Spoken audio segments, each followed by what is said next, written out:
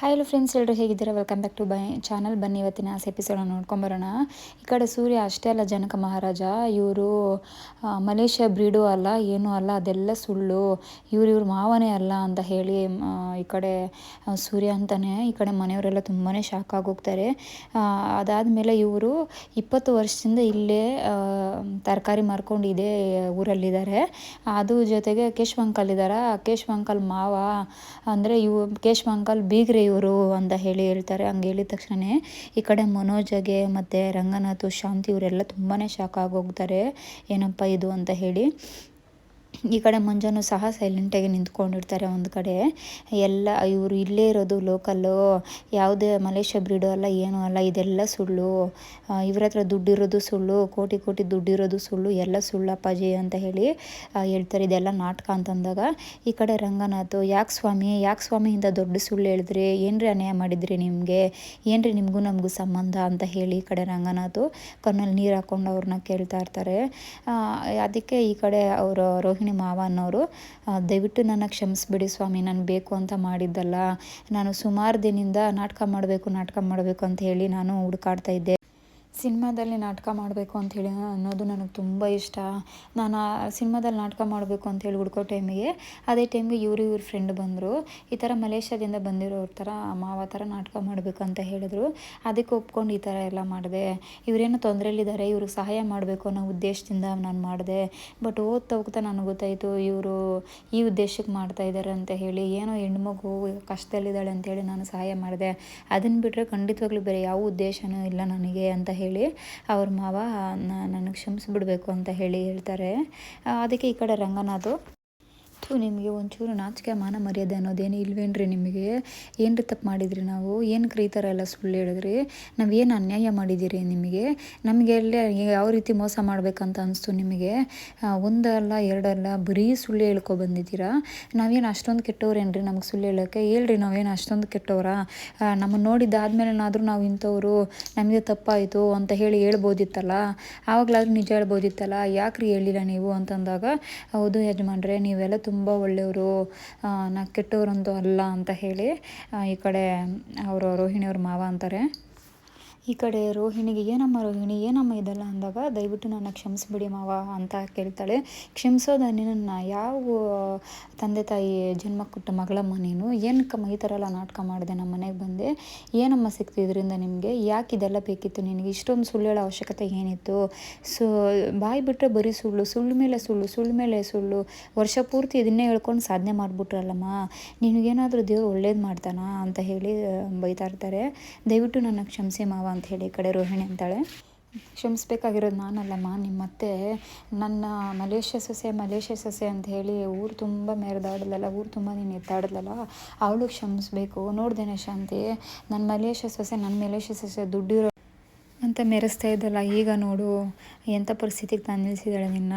ಮೀನಾನ ಉಮಾರೋಳು ಕರ್ಕೊಂಬಂದೆ ಅಂತೇಳಿ ಯಾವಾಗಲೂ ಚುಚ್ಚಿ ಮಾತಾಡ್ತಾ ಇದ್ದಲ್ಲ, ಈಗ ನೋಡು ನಿನ್ನ ಸೊಸೆ ನಿನಗೆ ತೊಗೊಂಬಂದು ಕೊಟ್ಟಿರೋ ವರ ನೋಡು ಅಂತ ಹೇಳ್ತಾನೆ.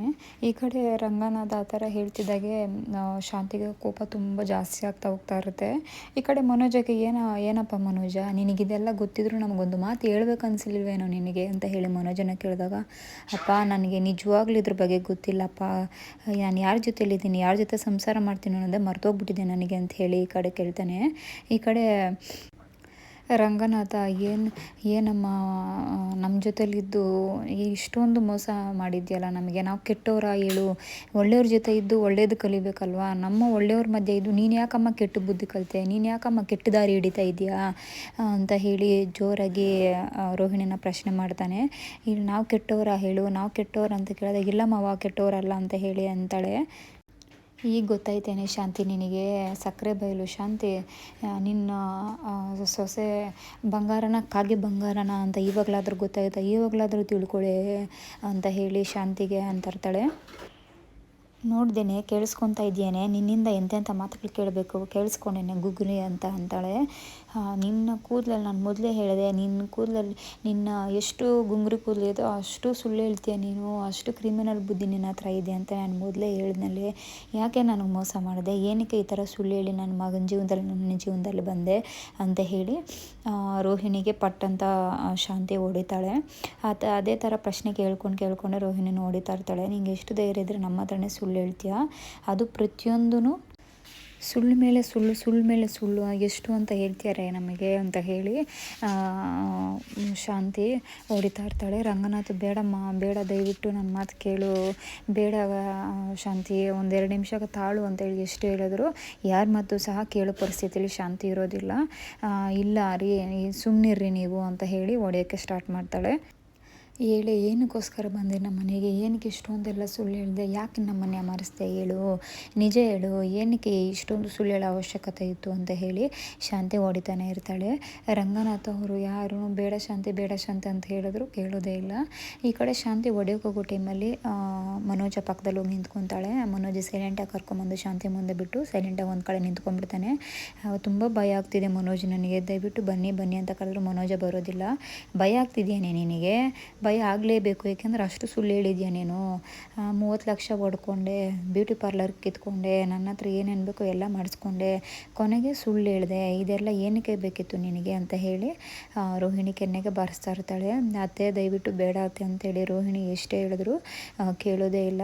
ಈ ಕಡೆ ಹೊಡಿತಾನೆ ಇರ್ತಾಳೆ. ಮನೋಜ ಅವನ ಪಾಡು ಅವನು ಸೈಲೆಂಟಾಗಿ ನಿಂತ್ಕೊಂಡಿರ್ತಾನೆ. ಸೂರ್ಯ ಅವರು ಎಷ್ಟು ಹೇಳಿದ್ರು ಕೇಳೋದೇ ಇಲ್ಲ.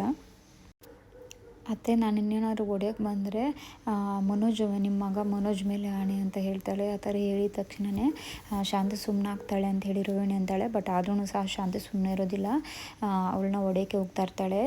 ದಯವಿಟ್ಟು ಸುಮ್ಮನಿರು ಶಾಂತಿ, ಅಕ್ಕಪಕ್ಕದಲ್ಲಿರೋರೆಲ್ಲ ನೋಡ್ತಾ ಇದ್ದೀರಾ, ಇದು ದೇವಸ್ಥಾನ ಕಣೆ, ದಯವಿಟ್ಟು ನನ್ನ ಮಾತು ಕೇಳೋ ಅಂತ ರಂಗನಾಥ್ ಅಂದಾಗಲೂ ಸಹ ರಂಗನಾಥ್ ಮಾತು ಕೇಳ್ದೇನೆ ಹೊಡೆಯೋಕ್ಕೆ ಮುಂದಾಗ್ತಾಳೆ. ಈ ಕಡೆ ಮೀನಾನು ಸಹ ಅತ್ತೆ ಬೇಡ ಅತ್ತೆ, ದಯವಿಟ್ಟು ಸುಮ್ಮನಿರಿ ಅತ್ತೆ, ಹೊಡೆಯೋಕ್ಕೆ ಹೋಗ್ಬಿಡಿ ಅತ್ತೆ, ಏನಕ್ಕೆ ಸುಳ್ಳು ಹೇಳಿದ್ರು ಅಂತ ಕೇಳಿ ಅತ್ತೆ ಅಂತ ಅಂದಾಗ ಈ ಕಡೆ ರೋಹಿಣಿ ಸಾಕು ಮುಚ್ಚ್ರಿ ಬಾಯಿತ್ತು ನಿಮ್ಮ ಜನ್ಮಕ್ಕೆ, ಹೇಳೋದೆಲ್ಲ ಹೇಳ್ಬಿಟ್ಟು ಈಗ ನನಗೆ ಹೆಲ್ಪ್ ಮಾಡೋ ಥರ ನಾಟಕ ಆಡ್ತಾಯಿದ್ರೆ ನೀನು ನಿನ್ನ ಗಂಡ, ನನ್ನ ಜೀವನ ಹಾಳು ಮಾಡೋಕ್ಕೆ ಬಂದಿರೋದು ನೀವು, ನನ್ನ ಜೀವನದಲ್ಲಿ ಎಷ್ಟೋ ಆಟ ಆಡ್ತೀರ ನೀವು ಗಂಡ ಹೆಂಡ್ತಿ ಅಂತ ಹೇಳಿ ಈ ಕಡೆ ರೋಹಿಣಿ ಬೈತಾ ಇರ್ತಾಳೆ.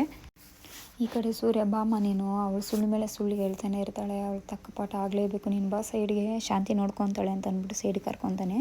ಯಾರೇ ಸುಳ್ಳು ಹೇಳ್ತಾ ಇರೋದು, ನೀನೇ ಸುಳ್ಳು ಹೇಳ್ತಾ ಇರೋದು, ನೀನೇ ಮೋಸ ಮಾಡಿರೋದು, ನನ್ನ ಮಗನ ಜೀವನದಲ್ಲಿ ಸುಳ್ಳು ಹೇಳ್ಕೊಂಡು ಬಂದಿದ್ಯಾ, ನನ್ನ ಮಗನ ಹತ್ರ ದುಡ್ಡು ತಿಂದಿದ್ಯಾ, ನಮ್ಮ 30 ಲಕ್ಷನೇ ತಿಂದು ನನ್ನ ಹತ್ರ ಬ್ಯೂಟಿ ಪಾರ್ಲರ್ ಎಲ್ಲನೂ ನಡೆಸ್ಕೊಂಡು ನಿನಗೇನು ಬೇಕೋ ಎಲ್ಲ ಮಾಡಿಸ್ಕೊಂಡು ಮನೆಯಲ್ಲಿ ಜವಾಬ್ದಾರಿ ಎಲ್ಲ ನೀನೇ ತೊಗೊಂಡೆ, ನೀನೇ ಮಹಾರಾಣಿಯಾಗಿ ಬೆರೆದೆ, ನೀನೇ ಮನೆಯ ರಾಣಿ ಥರ ಇದ್ದೆ, ಇದೆಲ್ಲ ಮಾಡಿದ್ದಾದ್ಮೇಲೆ ನನಗೆ ಮನೆ ದ್ರೋಹ ಮಾಡಿಬಿಟ್ಟಲ್ವಾರೆ ನೀನು ಅಂತ ಹೇಳಿ ಶಾಂತಿ ಹೊಡೆಯೋಕೆ ಹೋಗ್ತಾ ಇರ್ತಾಳೆ. ಈ ಕಡೆ ಶಾಂತಿ ಕೋಪ ತುಂಬ ಅತಿರೇಕಕ್ಕೆ ಹೋಗ್ಬಿಟ್ಟಿರ್ತೈತೆ. ದೇವರ ತ್ರಿಶೂಲ ಎತ್ಕೊಂಡು ರೋಹಿಣಿನ ಚುಚ್ಚಕ್ಕೆ ಹೋಗ್ತಾ ಇರ್ತಾಳೆ. ಅದೇ ಟೈಮ್ಗೆ ರಂಗನಾಥ್ ಅವರೆಲ್ಲ ಶಾಂತಿ ಬೇಡ ಶಾಂತಿ, ನನ್ನ ಮಾತು ಕೇಳು ಶಾಂತಿ, ಯಾಕೆ ಈ ಥರ ಎಲ್ಲ ಮಾಡ್ತಾ ಇದೆಯಾ ಶಾಂತಿ ಅಂತ ಹೇಳಿದ್ರು ಸಹ ಶಾಂತಿ ಸಮಾಧಾನ ಆಗೋದಿಲ್ಲ. ಅಯ್ಯೋ ಮಾವ ನನ್ನ ಕಾಪಾಡಿ ಅಂತಂದ್ರೂ ಸಹ ಯಾರು ಸಹಾಯಕ್ಕೆ ಬರೋದಿಲ್ಲ. ಈ ಕಡೆ ಮೀನಾ ಸೂರ್ಯ ಅವ್ರ ಹತ್ರ ಹೋಗಿ ಬಚ್ಚಿಕೊಂತಾಳೆ. ಅಯ್ಯೋ ಮೀನಾ ದಯವಿಟ್ಟು ನನ್ನ ಕಾಪಾಡಿ ಅಂತ ಹೇಳಿ ಈ ಕಡೆ ಮೀನಾ ಬಂದು ಕಾಪಾಡ್ತಾಳೆ. ಅತ್ತೆ ನೀವು ನಿಮಗೆ ಶಾಂತಿ, ತಾಳ್ಮೆ, ನಯ, ವಿನಯ, ಪ್ರೀತಿ ಎಲ್ಲನೂ ಇದೆ, ಒಪ್ಕೊತೀನಿ, ಆದರೆ ಅವ್ರನ್ನ ಕೊಲ್ಲೋ ಒಂದು ಹಕ್ಕು ಮಾತ್ರ ನಿಮಗಿಲ್ಲ.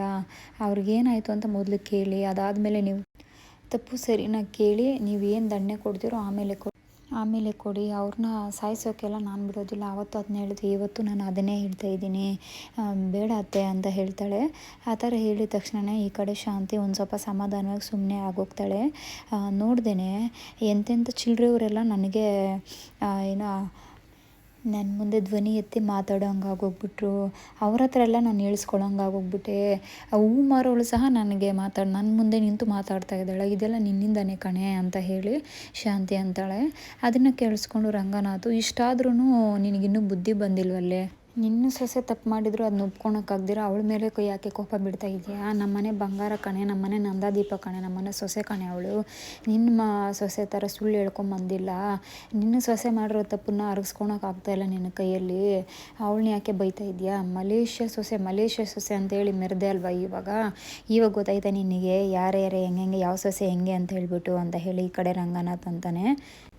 ಈ ಕಡೆ ರೋಹಿಣಿ ಮನೋಜ್ ನನ್ನ ಮಾತು ಕೇಳಿ ಮನೋಜ್ ಅಂತ ಅಂದಾಗ ಮುಚ್ಚೆ ಬಾಯಿ ಸಾಕು, ಇನ್ನೊಂದು ಸಲ ನನ್ನ ಮಗನ ಜೊತೆ ಮಾತಾಡಿದ್ರೆ ಬಾಯಿ ಸೀಳ್ಬಿಡ್ತೀನಿ. ನನಗೆ ನನ್ನ ಮಗನ ಜೊತೆ ಯಾವುದೇ ಕಾರಣಕ್ಕೂ ಇನ್ನು ಮುಂದೆ ನೀನು ಮಾತಾಡಲೇಬಾರ್ದು, ನನ್ನ ಮಗನ ಜೊತೆ ಮಾತ್ರ ನೀನು ಗ್ರಾಚಾರ ಬಿಡಿಸಿಬಿಡ್ತೀನಿ ಅಂತ ಹೇಳಿ ಅಂತಾಳೆ. ಈ ಕಡೆ ಮೀನಾ ಅತ್ತೆ ಅವಳು ಹೇಳೋದಾದ್ರೆ ದಯವಿಟ್ಟು ಕೇಳಿ ಅಂತಾರೆ.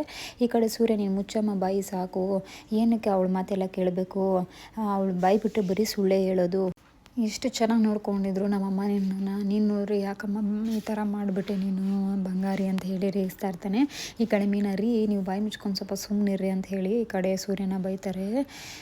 ಇನ್ಮೇಲೆ ನಿನಗೂ ನನಗೂ ಯಾವುದೇ ರೀತಿಯಾದ ಸಂಬಂಧ ಇಲ್ಲ ರೇ ಮಾಂಕಾಳಿ, ನನ್ನ ಮನೆಗೂ ನಿನಗೂ ಸಂಬಂಧ ಇಲ್ಲ, ಇಲ್ಲಿಗೆ ನಿನ್ನ ಋಣ ಮುಗೀತು, ನನ್ನ ಮನೇಲಿ ನೀನು ಬರೋಕ್ಕೆ ಸಾಧ್ಯನೇ ಇಲ್ಲ, ನಿನ್ನೆರಳು ಸಹ ನೀನು ನನ್ನ ಮನೆ ಮೇಲೆ ಬೀಳಬಾರ್ದು ಅಂತ ಹೇಳಿ ಈ ಕಡೆ ಶಾಂತಿ ಅಂತಾಳೆ. ನನ್ನ ತಾಯಿಗಿಂತ ಹೆಚ್ಚಾಗಿ ನಂಬಿದೆ ನಿನ್ನನ್ನು, ಎಷ್ಟು ಪ್ರೀತಿಯಾಗಿ ನೋಡಿಕೊಂಡೆ, ತಾಯಿ ಥರ ನೋಡಿಕೊಂಡೆ, ನಾನು ನನ್ನ ಮಗಳಿಗಿಂತ ಹೆಚ್ಚಾಗಿ ನೋಡಿಕೊಂಡೆ, ನನಗೆ ಮೋಸ ಮಾಡಿಬಿಟ್ಟಲೆ ನೀನು ಗುಂಗ್ರಿ ಅಂತ ಹೇಳಿ ಈ ಕಡೆ ಶಾಂತಿ ಬೈತಾಳೆ. ನಿನ್ನ ಬ್ರೈನ್ ಎತ್ಕೊಂಡೋಗಿ ಮ್ಯೂಸಿಯಮಲ್ಲಿ ಇಟ್ಟರೆ ಇಡೀ ದೇಶದಲ್ಲಿರೋ ಪ್ರಾಬ್ಲಮ್ ಎಲ್ಲ ಸಾಲ್ವ್ ಆಗಿಬಿಡುತ್ತೆ, ಅಷ್ಟೊಂದು ಕ್ರಿಮಿನಲ್ ಮೈಂಡ್ ಇದೆ ನಿನ್ನ ತಲೆಯಲ್ಲಿ, ಇಷ್ಟೊಂದು ಸುಳ್ಳು ಹೇಳಿ ನಮ್ಮ ಮನೆಗೆ ಬರೋ ಅವಶ್ಯಕತೆ ಏನಿತ್ತು, ನಿನಗೆ ನನ್ನ ಮನೇಲಿ ಜಾಗ ಇಲ್ಲ ಅಂತ ಹೇಳ್ತಾಳೆ. ಅಲ್ಲಿಗೆ ಇವತ್ತಿನ ಎಪಿಸೋಡ್ ಕಂಪ್ಲೀಟ್ ಆಯಿತು. ಆದಷ್ಟು ನನ್ನ ವಿಡಿಯೋಸ್ ಇಷ್ಟ ಲೈಕ್ ಮಾಡಿ, ಸಬ್ಸ್ಕ್ರೈಬ್ ಮಾಡಿ. ಬಾಯ್ ಬಾಯ್.